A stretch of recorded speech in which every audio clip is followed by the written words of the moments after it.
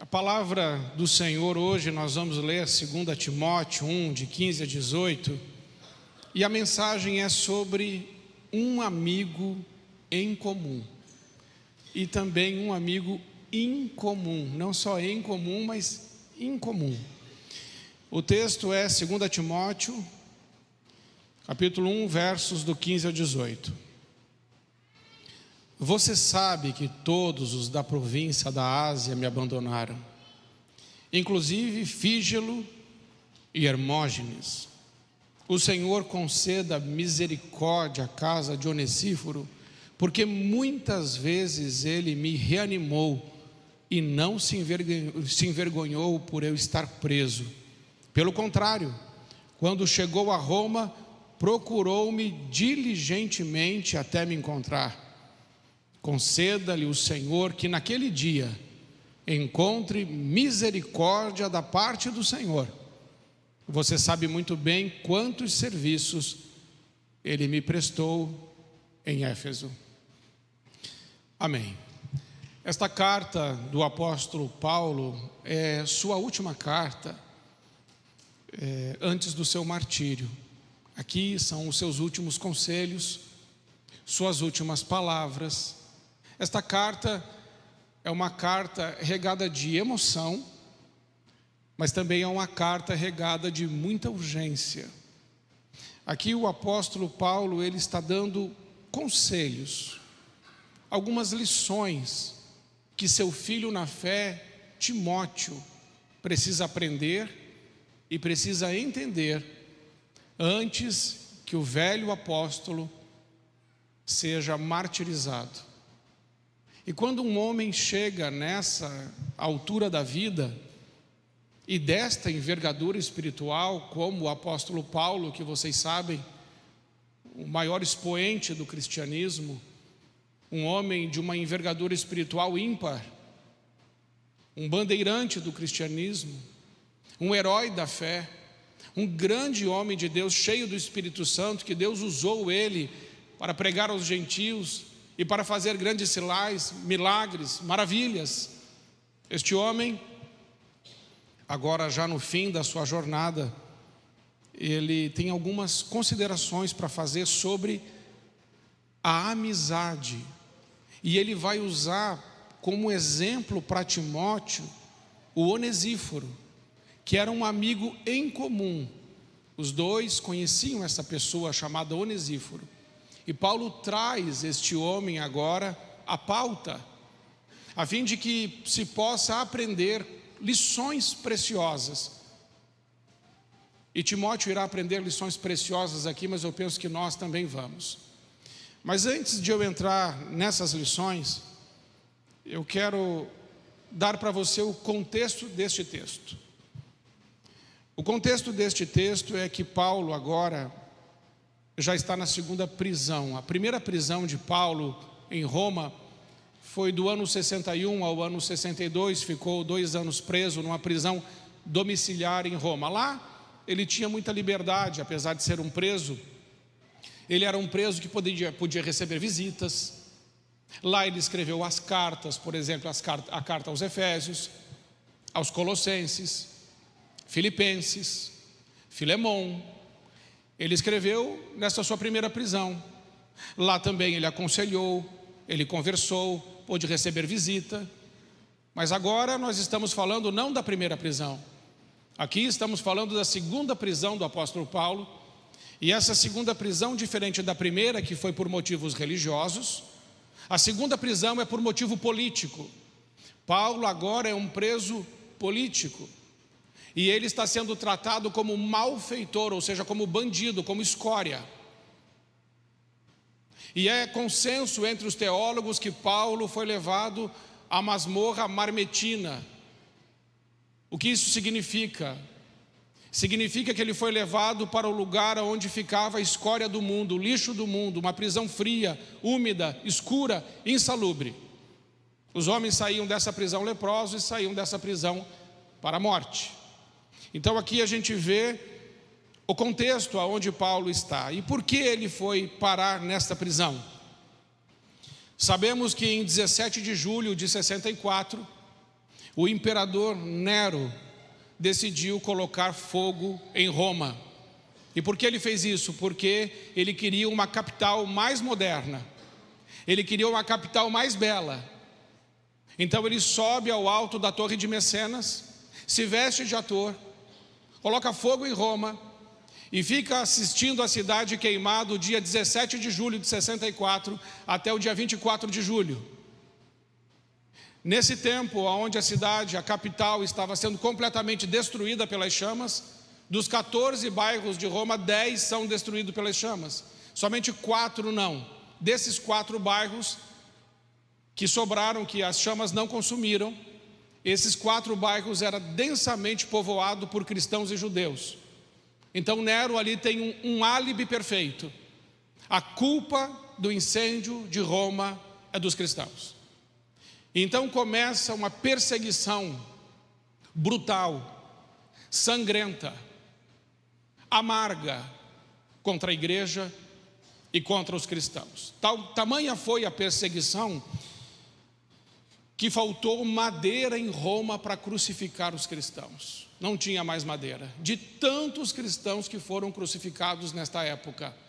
Também amarraram os cristãos em postes, passavam nele piche, ateavam fogo, a fim de iluminar as noites de Roma, queimando os corpos dos cristãos ainda vivos nesses postes. Nero era um homem megalomaníaco. Ele mandou matar a própria mãe. Nero não tinha limites. Era um homem usado pelo maligno. E este homem, então, colocando a culpa nos cristãos do incêndio em Roma, decide ir atrás do líder dos cristãos, que é o apóstolo Paulo. Então encerra o apóstolo Paulo nessa prisão mamertina. E é nesse contexto que ele está sendo acusado, então, de malfeitor, de bandido. O seu nome e a sua reputação estão no lixo. E é por isso que ele vai dizer lá no verso 15: todos os da Ásia me abandonaram. Todos. Deixaram ele sozinho. Mas Paulo também vai trazer para nós algumas lições preciosas. E é nesse contexto, então, que Paulo vai trazer o tema da amizade, vai começar a falar sobre amizade neste contexto. E a primeira lição que eu quero compartilhar com você sobre amizade dentro deste contexto que o apóstolo Paulo está sofrendo é o verso 16, aonde ele diz assim: o Senhor conceda misericórdia à casa de Onesíforo, porque muitas vezes ele me reanimou e não se envergonhou por eu estar preso. Um amigo verdadeiro, um amigo como Onesíforo, é um amigo que reanima, que anima a gente. A palavra ânimo ou reanimar no grego significa brisa fresca, brisa suave. O apóstolo Paulo está passando por um momento turbulento, por um deserto da vida. Ele está num momento onde a gente pode dizer que a coisa está muito complicada e muito difícil. Ele está sozinho. Mas ele sabe que ele tem um amigo, em que todas as vezes, muitas vezes, ele fala, repetidas vezes, o Onesíforo me reanimou. Eu não sei você, mas não é sempre que a gente está bem. Não é sempre que a gente está com aquela postura de que quem está na sala VIP. Às vezes nós não estamos bem. Por vezes podemos estar tristes, chateados, frustrados, deprimidos, passivos, acovardados e pensando, eu não sei se você já pensou nisso, a vontade que eu tenho é de largar tudo, é de desistir, é de parar.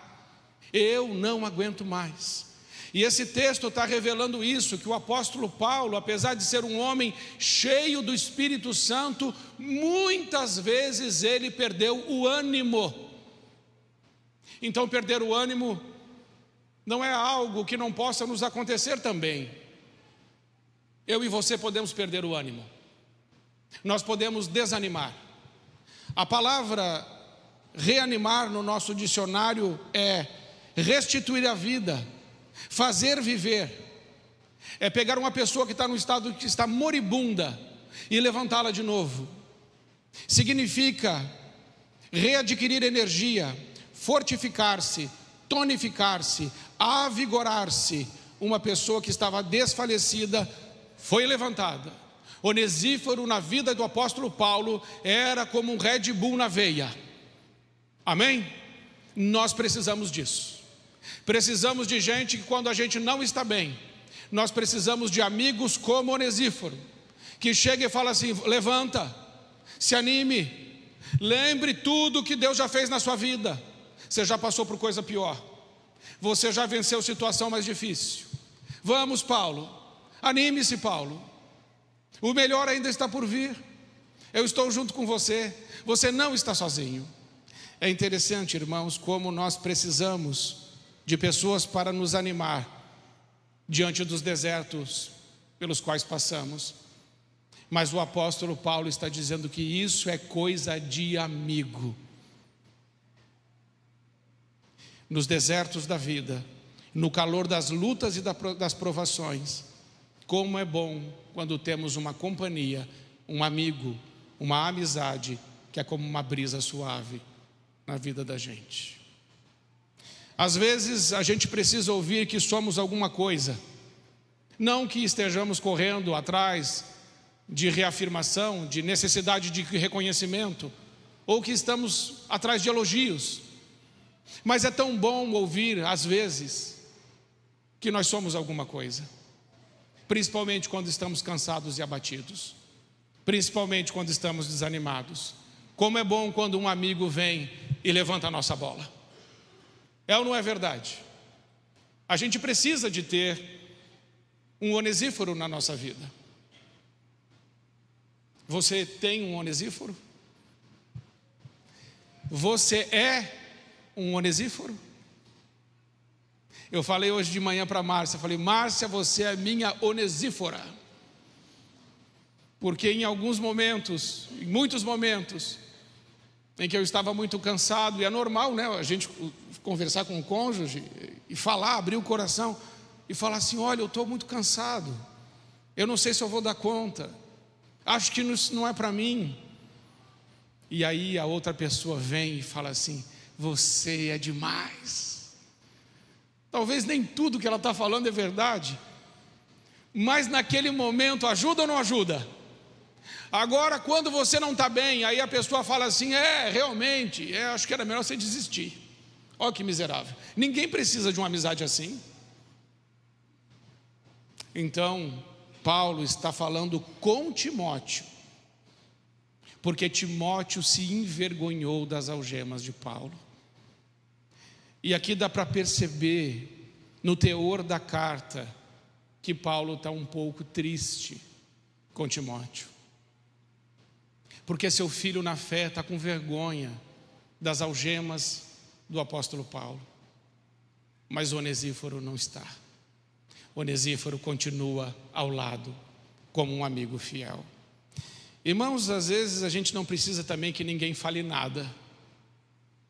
Se o cansaço é demais, se a dor é muito grande, é melhor não falar nada. Isso está lá em Jó, capítulo 2, verso 13. Coloca lá para mim, faz favor. Jó 2,13. Veja só.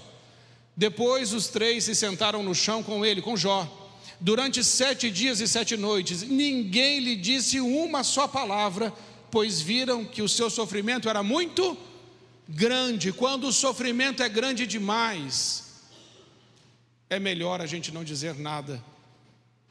Mas como é bom ter uma companhia quando o sofrimento é grande, quando a dor é grande, quando o vale é grande.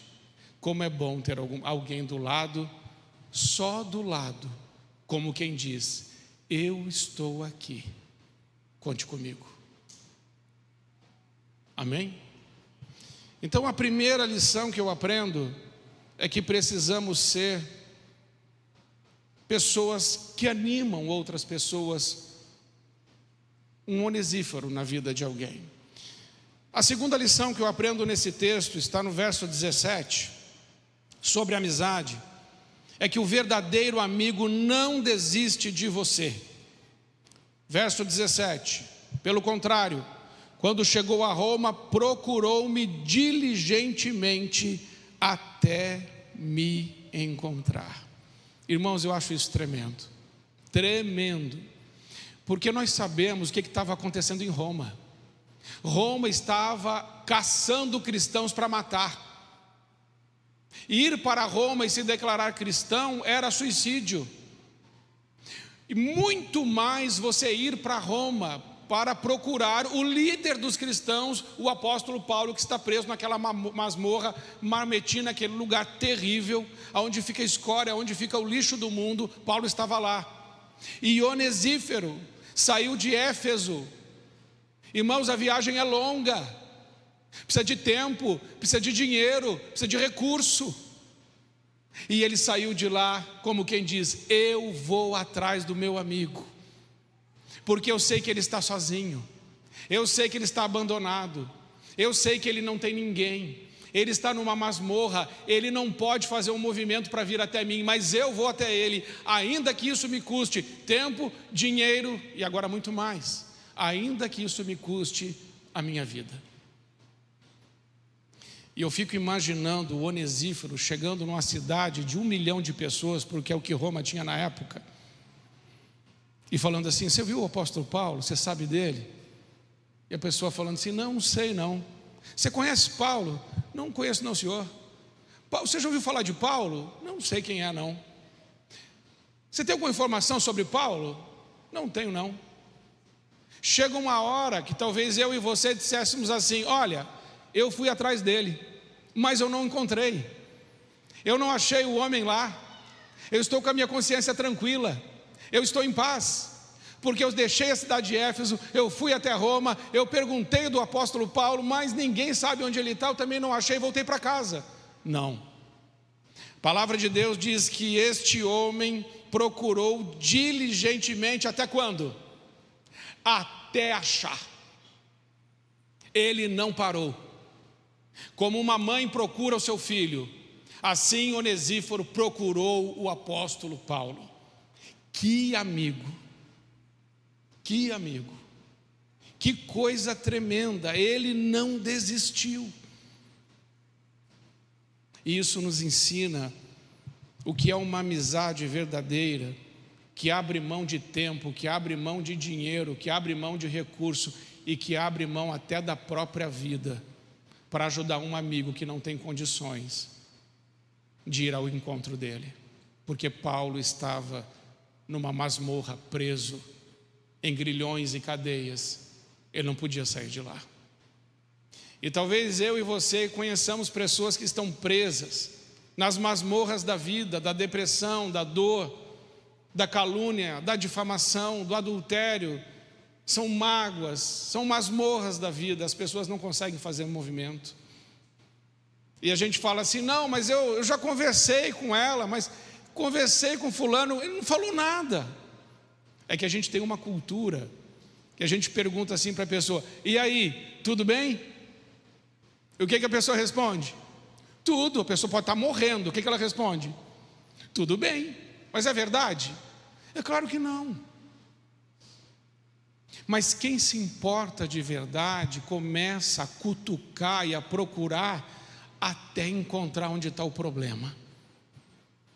Como quem diz assim: eu me importo, e você tem que colocar isso para fora, porque eu quero te ajudar, eu quero ser a resposta de Deus na sua vida.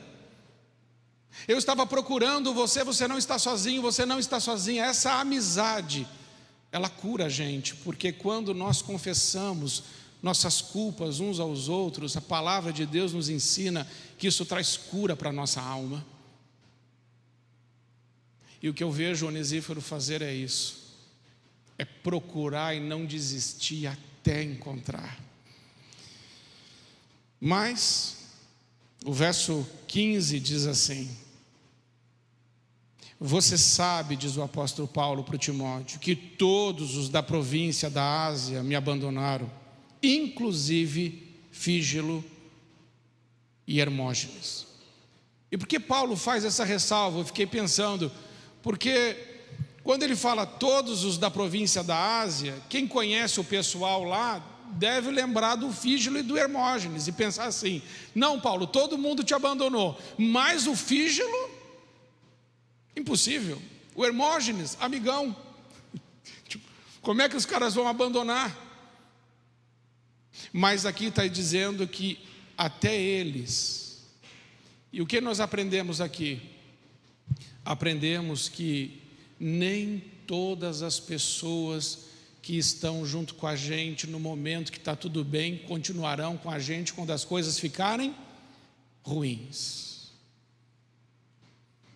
Enquanto Paulo estava lá em Éfeso, ele ficou 3 anos, e ele estava pregando, e ele montou uma escola lá que deu maior ibope, e foi um avivamento na cidade de Éfeso, e a coisa estava acontecendo, era sinal, era milagre, era maravilha. O nome de Paulo era grande, Paulo era influente, Paulo tinha status, Paulo estava bombando em Éfeso. Nessa época, Fígelo e Hermógenes, amigão. Mas agora que ele está preso, onde estão seus amigos? O amigo verdadeiro você não conhece quando está tudo bem na sua vida. O amigo verdadeiro é aquele que fica quando todos os outros vão embora. O amigo verdadeiro é aquele que te procura quando ninguém está te procurando. O amigo verdadeiro é aquele que dá o dinheiro, dá o recurso, dá o tempo e dá a vida para tentar tirar você de um lugar de solidão, de tristeza, de dor, de morte, de perda de reputação e de vergonha. Como é bom ter amigo que não desiste de você. E quando eu olho para isso, eu penso: como eu preciso ser esse amigo. Eu quero ter esse amigo. E eu tenho aqui, tem o pastor Eduardo, tem o Tiago, mas eu não quero só ter amigos assim, eu quero ser um amigo assim.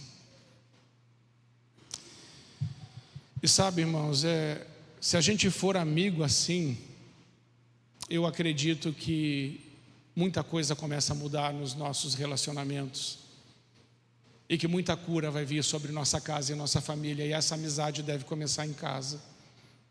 É de dentro para fora, é na nossa Jerusalém primeiro, depois Judeia, Samaria, até os confins da terra, mas a gente deve começar uma amizade assim em casa. Onesíforo não desistiu, ele procurou até encontrar.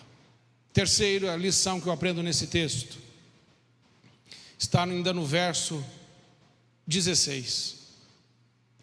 O amigo intercede com misericórdia pelo seu amigo. O Senhor conceda misericórdia à casa de Onesíforo, porque muitas vezes me reanimou e não se envergonhou por eu estar preso. O Senhor conceda misericórdia a quem? A casa.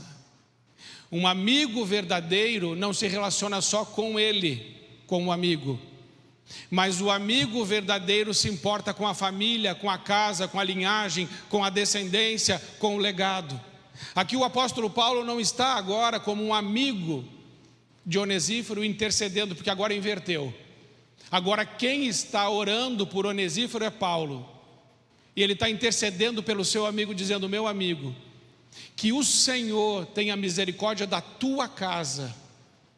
O que Paulo está dizendo em outras palavras é: meu amigo, eu abençoo a tua casa, eu abençoo os teus filhos, eu abençoo a tua linhagem, eu abençoo a tua descendência, que tudo te vá bem, que a tua família cumpra os propósitos de Deus na terra. Meu querido amigo, que Deus tenha misericórdia, misericárdio, que é misericórdia, fazer passar pelo cardio, pelo coração. O que ele está dizendo é: quando o Senhor olhar para a sua casa, que tudo passe primeiro pelo coração do Senhor, porque Onesíforo, eu amo você, e por amar você eu amo sua família. E a gente precisa fazer isso, não orar só pelo amigo, mas orar pela família toda, pela linhagem e pelo propósito de Deus na vida dessa pessoa. E agora Paulo continua e diz assim no verso 18: conceda o Senhor que naquele dia, ele diz para Onesíforo, naquele dia encontre misericórdia da parte do Senhor. Sabe o que eu aprendo? No verso 18, o apóstolo Paulo agora está orando pelo seu amigo, mas orando pela vida dele além da vida. E esse é um ponto que eu queria que você prestasse muita atenção. A amizade do apóstolo Paulo com Onesíforo não é uma amizade somente terrena. Não é uma amizade somente da conveniência das missões. A amizade que Paulo tem com Onesíforo é uma amizade que vai além da vida. Paulo está dizendo: Onesíforo, eu estou intercedendo por você, para que naquele dia, ou seja, no dia do juízo, no dia em que você morrer, o Senhor tenha misericórdia de você. Onesíforo, eu estou orando por você, pela sua salvação. Eu estou orando por você para que você cumpra o propósito de Deus. Eu estou orando por você para que a gente esteja junto, não só aqui na terra, mas que a nossa caminhada continue também no céu. Porque um amigo de verdade não vai falar só das coisas terrenas, carnais, de negócios, de projetos. Um amigo de verdade vai interromper em algum momento esse assunto e dizer assim: como é que você está com Jesus? Você está preparado para aquele dia? Você está preparado para o encontro com o Senhor? Onesíforo, que naquele dia o Senhor tenha misericórdia de você. Onesíforo, estou orando por você. Eu sei que você tem amigos e que você ama essas pessoas e são gente boa. Mas quantas vezes você interrompeu a conversa e falou assim: vem cá, me diz uma coisa, como é que você está com Deus? Porque eu amo você e eu sou tão seu amigo que eu me importo com o que vai acontecer com você naquele dia. Eu não me importo com você só aqui, eu não me importo com a sua família só aqui, eu me importo com você além daqui. A vida continua após a morte. E um amigo de verdade intercede pela salvação do seu amigo. E talvez eu e você tenhamos bons amigos e pessoas que a gente ama, mas a gente não abre a boca para falar de Jesus. E sabe por que a gente não faz? Medo. Mas o que essa pessoa vai pensar? Pastor, a amizade vai acabar. Se você não falou de Jesus, a sua amizade já acabou, porque você não falou do mais importante. O mais importante é Cristo. É óbvio que nesse texto a gente vê que Onesíforo é um homem cheio do Espírito Santo. Para mim é evidente que ele é um homem salvo. Contudo, Paulo ainda diz para ele: naquele dia, Onesíforo, estou orando por você. Deus te trouxe aqui essa noite, não só para você entender quais são as qualidades, as virtudes de um grande amigo, mas para eu e você orarmos pelos nossos amigos. Porque essas cadeiras que estão vazias, poderia estar sentado aqui o seu melhor amigo, o meu melhor amigo. Na quinta-feira pela manhã, eu estava fazendo um discipulado, um rapaz lá de Curitiba, que me pediu, ele falou assim: olha, pastor, eu quero aprender sobre evangelizar alguém. E eu estava conversando com ele no celular, ali no posto da Shell, pertinho do Tour Life ali, naquela rua. E eu estava trocando os pneus do carro na borracharia ali, por isso eu fui no posto. E eu fiz a videochamada com ele no celular, mas entrou um homem.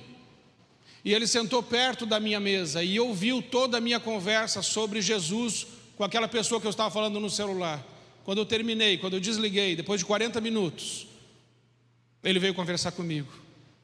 Ele falou assim: eu não posso deixar de falar com você, eu vi que você estava falando no celular sobre Jesus. Eu perdi a minha esposa tem 30 dias. E eu estou sofrendo. E esse homem citou uma pessoa aqui da igreja, que ele é amigo, ele é o Edson. Ele falou com você hoje?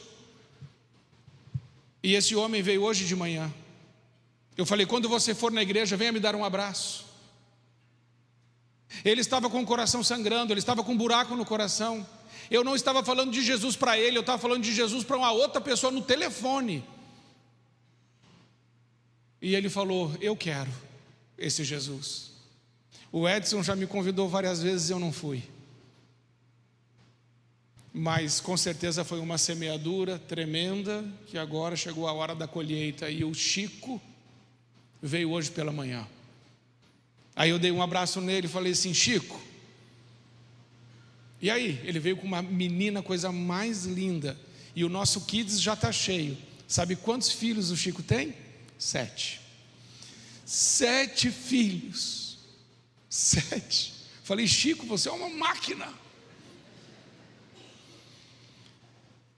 E aí eu fiquei pensando: Senhor, obrigado pela vida desse homem que veio na igreja, porque 7 filhos vão ouvir da palavra de Deus da boca desse homem. Ele vai trazer as crianças dele para a igreja, elas serão educadas nos retos e santos caminhos do Senhor. Porque naquele dia no posto eu estava falando com outra pessoa no telefone, mas a sede daquele homem, o buraco que está no coração daquele homem, o vazio que estava no coração daquele homem, só de ouvir falar de Jesus, ele falou: eu quero.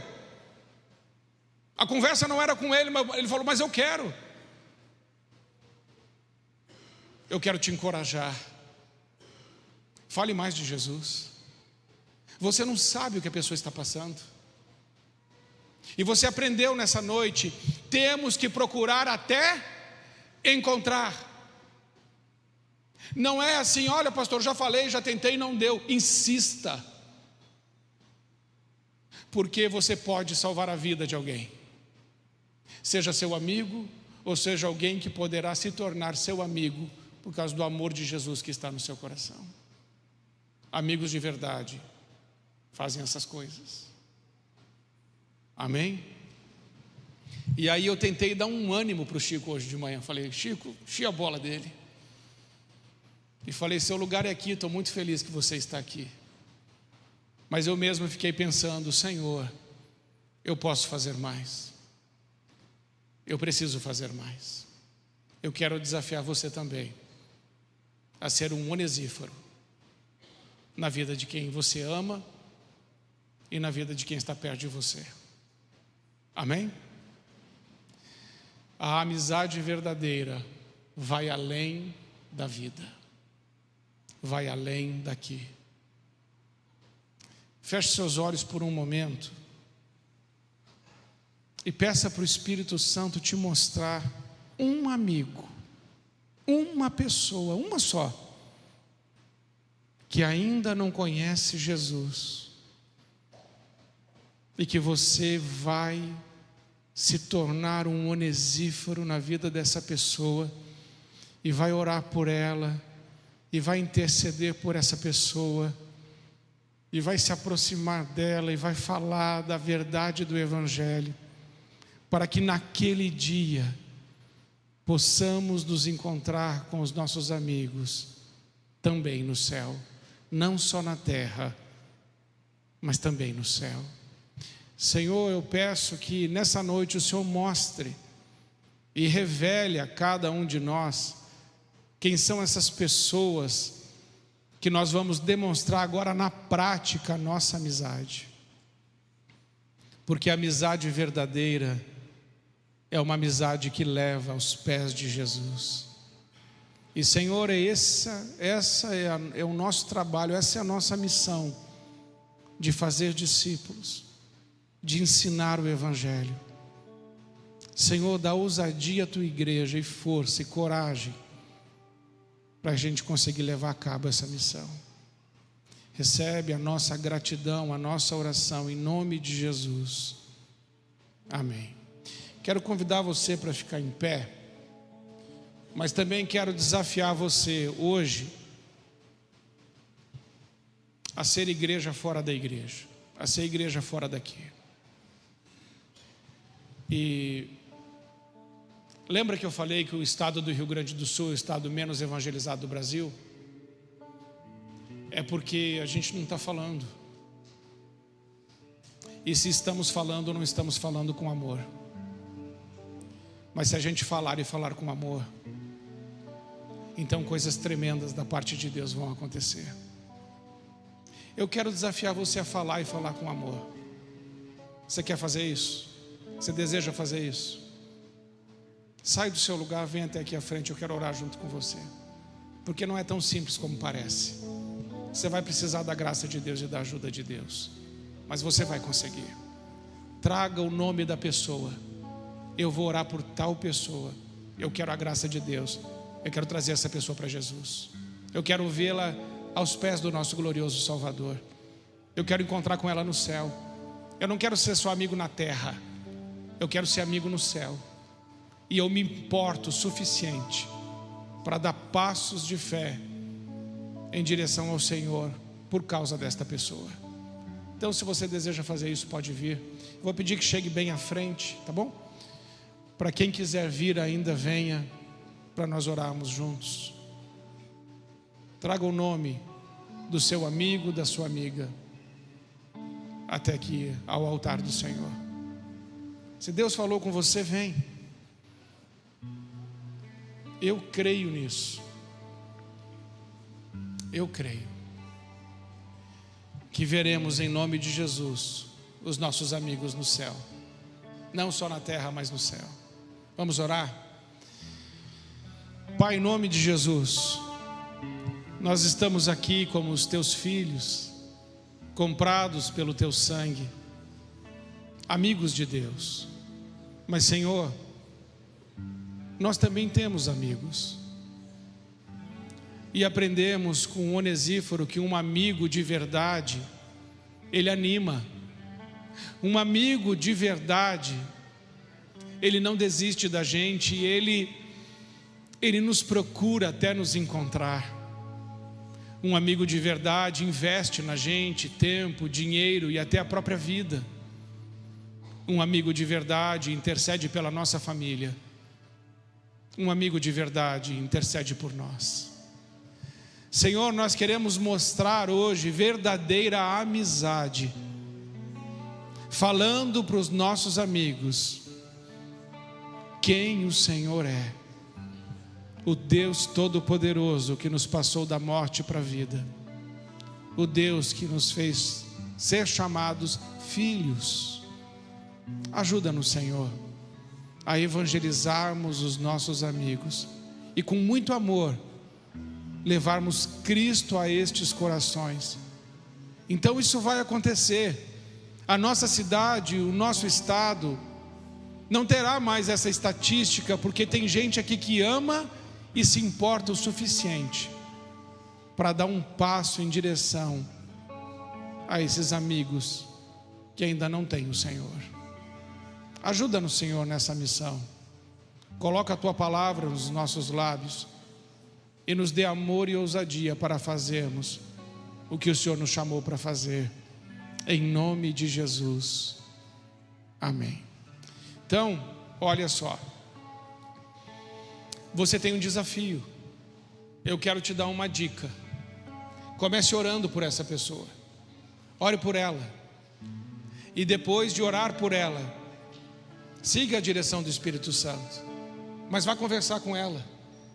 E vá falar para ela de Jesus. O assunto é Jesus. E não tenha medo de fazer isso, porque é uma ordem de Jesus. Ide e fazei discípulos.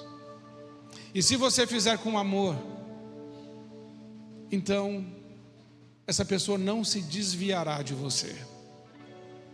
E ainda que ela não receba Cristo naquela hora, vai ser como foi com o Edson, que convidou o Chico várias vezes, né, Edson? Várias vezes. Aí quando eu convidei, ele já estava pronto, mas alguém pagou o preço antes.